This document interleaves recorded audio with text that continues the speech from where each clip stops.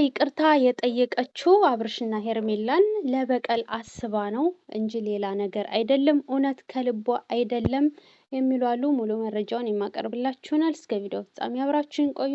ሰላም ሰላም፣ ውድ ቤተሰቦቼ ሰላማችሁ ይብዛ። ለዚህ ቻናል አዲስ የሆናችሁ ሰብስክራይብ፣ ላይክ፣ ሼር እያደረጋችሁ ቤተሰብ ሁኑ። ሁሌም ከጎን የሆናችሁ የምታበረታቱኝ ፈጣሪ የማያልቀውን ሲሳይ ይስጣችሁ፣ የልባችሁን መሻት ይሙላላችሁ፣ በሰላም ለሀገራችሁ ያብቃችሁ። እና ሩታ እንግዲህ የቀረበችው አሁን ላይ ሌላ አማራጭ ስላጣች ነው አብርሽንም ሄርሜላንም ይቅርታ ያለችው እንጂ ከልቧ አይደለም። በፍጹም ጥንቃቄ አድርግ የሚሉ አሉና በዚህ ጉዳይ ላይ ምን ትያለሽ አንቺ?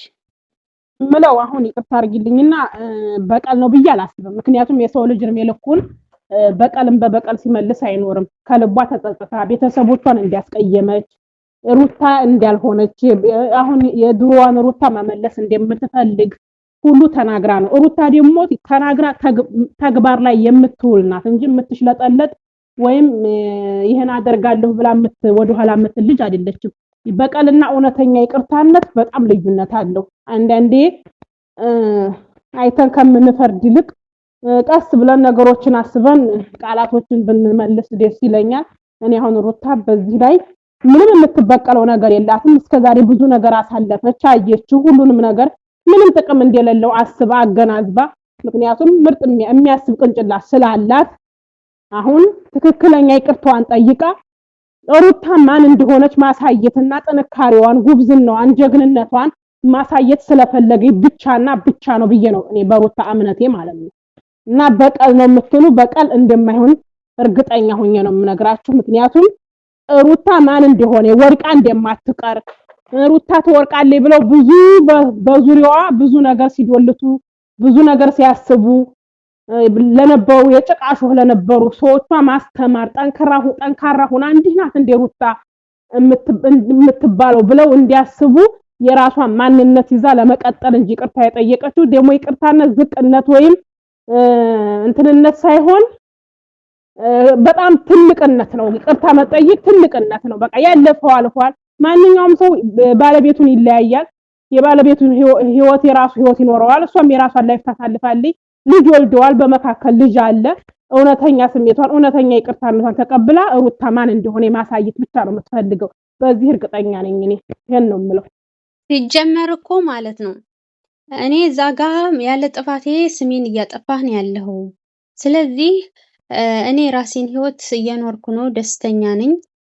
ከዚህ በኋላ እኔ በእናንተ ህይወት አልገባም፣ እናንተም እንዳትገቡ ብላ ራሷን ነፃ ለማውጣት ነው በነገራችን ላይ ይቅርታ የተጠቀመችው እንጂ ለበቀል ቢሆን ኖሮ እና እንታረቅ ብላ ነበር የምትመጣ። ገብቶሻል?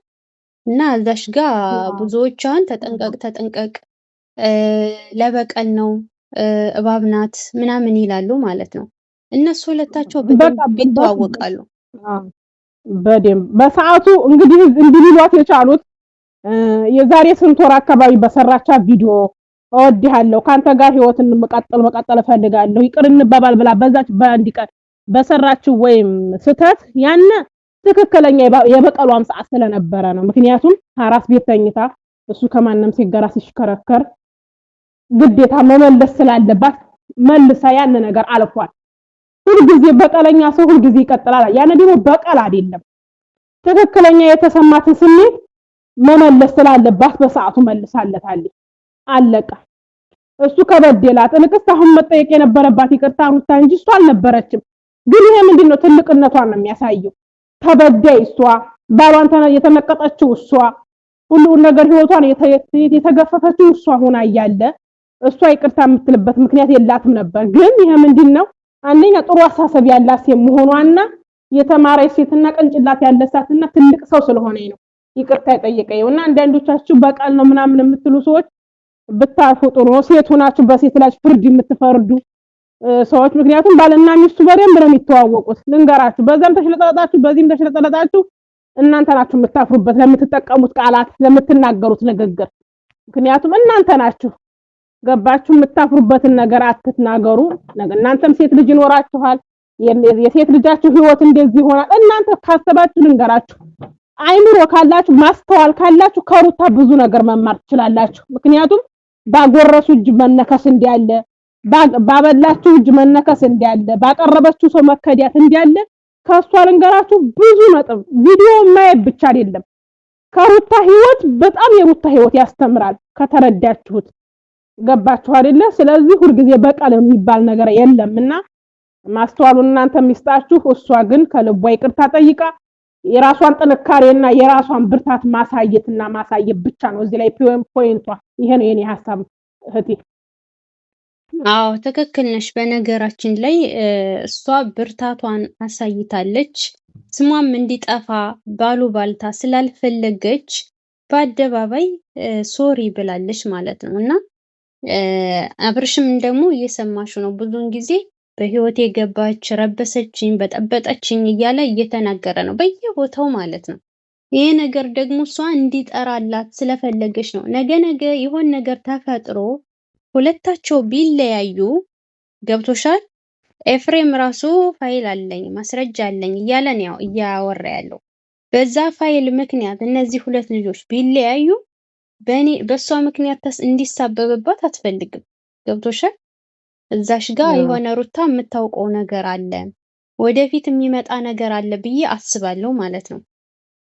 እንደዛ ነው የተሰማኝ። ስለዚህ ያንን ደግሞ ኃላፊነት እሷ መሸከም አትፈልግም። ገብቶሻል። ያለ እንትኗ ማለት ነው፣ ያለ ጥፋቷ፣ ያለ ስራዋ። ስለዚህ ራሳቸው የሚመጣውን ነገር ሁሉ እንዲጋፈጡ አድርጋለች ብዬ አስባለሁ። እሷ ሲጀመር የምታረገው የምታውቅ በጣም ብልሃተኛ ነገሮችን አስባ እንትን ብላ ነው ነገሮችን የምታደርገው። ደግሞ እሷ ይሄን ነገር ያደረገችው ምክንያቱም በእያንዳንዱ ቪዲዮ እሷን ነው ተወቃሽ አረገችው እያረጋ ያለው እየደወለችልኝ እየጨቀጨቀችኝ ምን እያለችኝ እያለ እሱ እንደተፈላጊ እያረገ ስሟን እያጠፋ ስለሆነ እሷ ደግሞ ይሄ እንዲያላደለች ይቅርታዋን ተቀብላ እሱም የራሱን ህይወት እንትን እንዲቀጥልና ካሁን በኋላ በሱ ነገር ላይ ምንም አይነት ተወቃሽ እንዲያትሆን ከሁሉም ነገር ነፃ መሆን ስለፈለገች ብቻ አይደለም ልንገራ። አንዳንዶቻችሁ አሁን ሁሉም ሲርቃት ምናምን ልትሉ ትችላላችሁ። ከዛሬ የጭቃሹ ህባብ ጓደኛና ብቸኝነት ይበልጣል። ግን እሷ መቼም ቢሆን ብቸኛ አትሆንም።